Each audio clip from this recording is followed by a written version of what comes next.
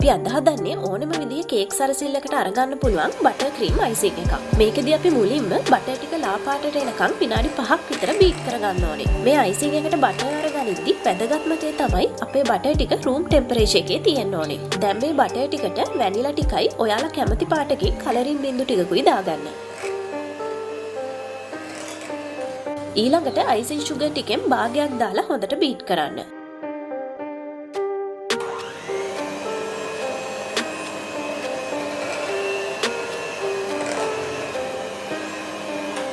දැන් ඉතුරු icing sugar ටිකයි කිරි ටිකයි දාලා මේ ටික හොඳට කලවම් වෙනකම් බීට් කරන්න.